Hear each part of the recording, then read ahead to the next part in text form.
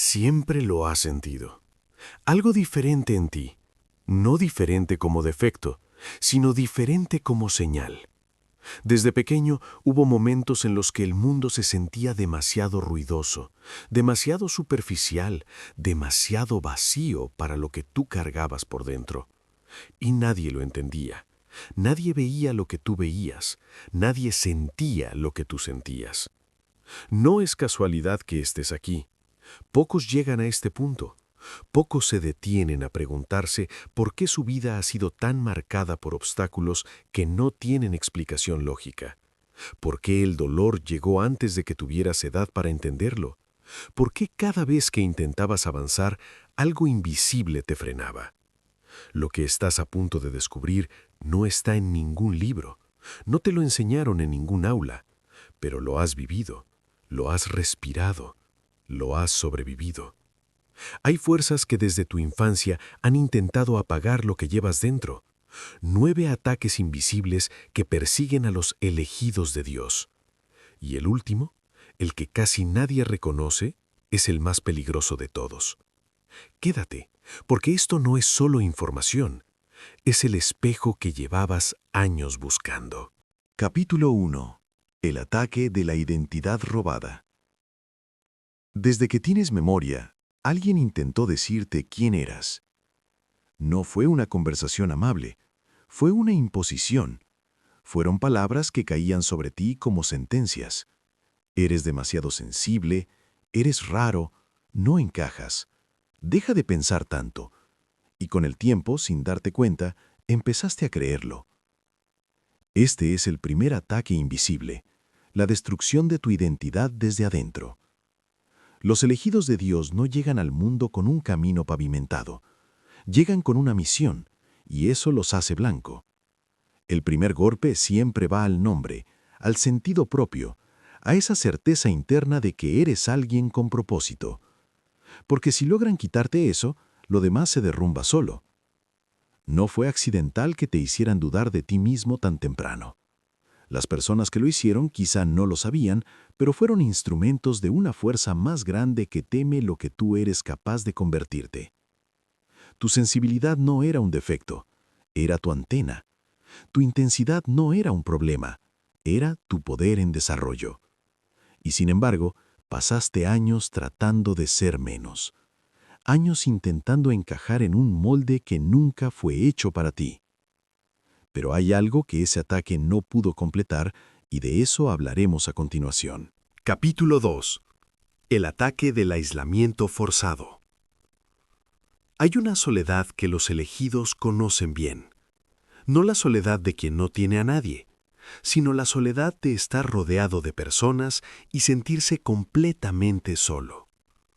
Desde la infancia, en la escuela, en la familia, en los grupos, siempre un poco afuera, siempre observando desde un ángulo que nadie más parecía compartir, como si hablaras un idioma que los demás no habían aprendido. Esto no es un defecto social, es un segundo ataque invisible. El aislamiento forzado busca cortarte de tus raíces espirituales. Un árbol que no tiene comunidad que lo sostenga se dobla más fácil con el viento. Y la estrategia es simple: hacerte sentir que no perteneces, que eres demasiado difícil de entender, que tu presencia incomoda. Lo que realmente ocurre es que tu frecuencia vibra en un nivel distinto, y no todas las personas pueden sintonizarla. Eso no significa que estés roto, significa que estás esperando a las personas correctas.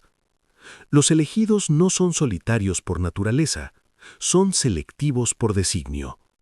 Cada vez que intentaste conectar con personas de vibración superficial y no funcionó, el universo te estaba protegiendo de distracciones disfrazadas de compañía. Pero ese aislamiento dejó una herida, y esa herida fue usada para lanzar el tercer ataque. Capítulo 3. El ataque de la duda espiritual. Hubo un momento, quizás varios, en que cuestionaste todo lo que creías. La fe se sentía frágil. Las oraciones parecían rebotar contra el techo. El silencio de Dios se sentía como abandono.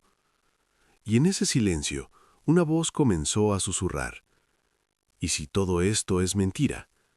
¿Y si no hay nadie escuchando? ¿Y si no eres especial, sino simplemente ingenuo? Ese es el tercer ataque, y es uno de los más devastadores, porque cuando pierdes la conexión espiritual, pierdes la brújula. Todo lo que antes tenía sentido se vuelve borroso. Las decisiones se paralizan. El miedo llena el espacio que antes ocupaba la fe. Lo que casi nadie entiende es que la duda no siempre viene de adentro. A veces es plantada. La duda espiritual intensa, la que llega en olas oscuras y sin razón aparente, muchas veces es un ataque externo disfrazado de pensamiento propio. Los elegidos son sometidos a pruebas de fe que los demás nunca enfrentan, no porque Dios los haya abandonado, sino porque el nivel de misión requiere un nivel de fe que no se construye en comodidad, se forja en la oscuridad. Cada vez que dudaste y seguiste avanzando de todas formas, estabas pasando una prueba que la mayoría nunca llega a enfrentar. Pero la duda tenía un aliado, uno que actúa más en silencio. Capítulo 4. El ataque del autosabotaje inconsciente. ¿Cuántas veces estuviste a punto de lograrlo y algo en ti lo echó a perder? No fue mala suerte, no fue el destino en tu contra. Fue un ataque que operaba desde adentro, usando tu propia mente como arma. El autosabotaje en los elegidos tiene una raíz específica: el miedo subconsciente a la grandeza propia. Suena paradójico, pero es real. Cuando alguien ha sido atacado desde la infancia en su identidad, cuando le han repetido que no es suficiente, que es demasiado, que no merece, desarrolla un sistema interno de defensa que en realidad es una jaula. Y esa jaula se activa exactamente cuando la persona está a punto de romper su propio techo. Procrastinación sin razón. Relaciones que destruyes justo cuando empiezan a ser buenas. Proyectos que abandonas cuando estaban a un paso del resultado. Oportunidades que dejas pasar y después no puedes explicar por qué. Eso no es debilidad de carácter. Es un programa de limitación que fue instalado en ti sin tu permiso. Y reconocerlo es el primer paso para desactivarlo. Porque no puedes luchar contra un enemigo que crees que eres tú mismo. El autosabotaje fue el cuarto ataque. Y preparó el terreno para algo más profundo. Capítulo 5. El ataque de las relaciones tóxicas como trampa. No todas las personas que llegaron a tu vida vinieron a construir. Algunas llegaron con una sonrisa y una misión diferente: drenar, distraer, confundir. Y lo más inquietante no es que existieran, sino lo difícil que fue soltarlas. Este es el quinto ataque, y opera a través de los vínculos más íntimos. Los elegidos de Dios tienen una capacidad de amor y lealtad que pocos comprenden. Aman profundo, perdonan demasiado, se quedan cuando deberían irse, y esa cualidad, que debería ser una fortaleza, fue usada en su contra. Personas que llegaron en momentos de vulnerabilidad, que te ofrecieron exactamente lo que necesitabas escuchar, que te hicieron sentir comprendido por primera vez y después, poco a poco, comenzaron a apagarte. No siempre fue con maldad consciente. A veces fue solo alguien herido que absorbía tu luz sin saber que lo hacía, pero el resultado fue el mismo. Saliste de esa relación con menos de lo que entraste. Lo que hay que entender es que no fue un error tuyo haber confiado, fue una prueba de discernimiento.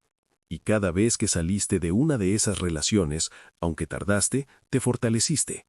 El problema es que muchos elegidos, después de estas experiencias, cierran el corazón. Y eso es exactamente lo que el ataque buscaba lograr. Porque un elegido con el corazón cerrado no puede cumplir su misión. Y el próximo ataque lo sabe muy bien. Capítulo 6. El ataque del cansancio espiritual crónico. Hay un cansancio que el sueño no cura. No es físico, aunque el cuerpo lo siente. Es algo más profundo. un agotamiento del alma que llega sin aviso y que puede durar semanas, meses, a veces años. Un estado en el que todo se siente pesado, gris, sin propósito. Esto es el sexto ataque, y es uno de los más silenciosos. Se llama cansancio espiritual crónico, y los elegidos son los más vulnerables a él porque cargan más que los demás, sienten más, procesan más, absorben la energía de los entornos y las personas de una forma que la mayoría no experimenta, y eso tiene un costo. El problema es que cuando llegas a ese estado, la tentación es rendirse, no de forma dramática, sino gradual.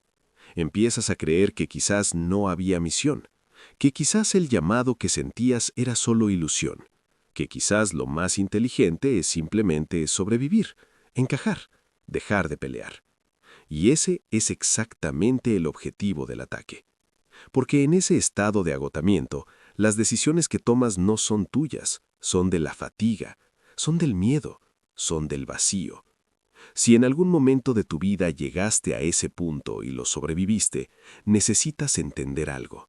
No lo hiciste solo. Hay algo en ti que eligió seguir cuando todo tu ser pedía parar. Eso no es voluntad humana ordinaria, eso es señal de propósito. Pero el séptimo ataque viene cuando empiezas a recuperarte. Capítulo 7. El ataque de la comparación y la envidia ajena. Justo cuando comienzas a levantarte, aparece. No desde adentro esta vez, desde afuera. En la mirada de alguien cercano que no puede alegrarse de tu avance. En el comentario que parece inocente pero lleva veneno. En la frialdad repentina de quien antes era tu aliado. El séptimo ataque usa a otras personas como canal y se llama envidia, aunque rara vez se nombra así. Los elegidos generan envidia sin proponérselo, porque hay algo en ellos que las personas perciben, aunque no puedan definirlo. Una luz, una dirección, un propósito que se siente incluso cuando no se habla de él, y eso incomoda a quienes no lo tienen. La envidia no siempre grita, la mayoría de las veces susurra, te hace dudar de tu propio avance, te convence de que debes minimizarte para no amenazar a los demás, te enseña a esconder lo que eres para no generar conflicto. Y así, poco a poco, los elegidos aprenden a hacerse pequeños en espacios donde deberían brillar. Esto es una trampa, una muy bien diseñada. Tu grandeza no es una amenaza para los demás, es una invitación, pero para poder extenderla, primero tienes que dejar de disculparte por ella. Hay personas que fueron enviadas a tu vida específicamente para frenarte. No porque sean malas personas, sino porque su propio miedo se activa frente a tu luz. Reconocerlas no es juzgarlas, es protegerte. Y ahora llegamos al octavo ataque, el último, el más peligroso. Capítulo 8. El ataque de la aceptación del sufrimiento como destino. Este es el más peligroso, porque no se siente como un ataque, se siente como sabiduría. Llega después de años de lucha, después de haber sobrevivido los otros 7, y llega disfrazado de madurez, de resignación noble, de espiritualidad avanzada. Te dice esto: el sufrimiento es tu camino. Así son los elegidos. Así fue siempre. Acepta que tu vida será difícil y encuentra paz en eso. Y la trampa es sutil, porque hay verdad en parte de eso. Sí, los elegidos enfrentan pruebas. Sí, el camino tiene dificultades. Pero hay una diferencia enorme entre atravesar el sufrimiento con fe y elegir quedarse en él como si fuera tu morada. Cuando internalizas el sufrimiento como identidad, dejas de buscar la salida. Dejas de creer que la bendición es posible. Dejas de reclamar lo que Dios tiene preparado para ti, porque inconscientemente crees que no mereces el descanso, la abundancia, el amor tranquilo, la vida en paz. Y eso es lo que el ataque busca, convertirte en un guerrero que nunca llega a descansar, que lucha para siempre sin ver la victoria. La victoria existe. La bendición existe. La vida plena no es una recompensa lejana reservada para después de la muerte. Es parte de lo que fue prometido para ti ahora, en esta vida, en este cuerpo, en este tiempo. Los elegidos no están destinados a sufrir eternamente. Están destinados a transformar el sufrimiento en testimonio y el testimonio en propósito. Hay una diferencia entre ser formado por el fuego y vivir permanentemente quemado. Si llevas años esperando que la dureza sea la única forma de relacionarte con Dios, con la vida, contigo mismo, hoy algo en ti sabe que eso no es toda la verdad.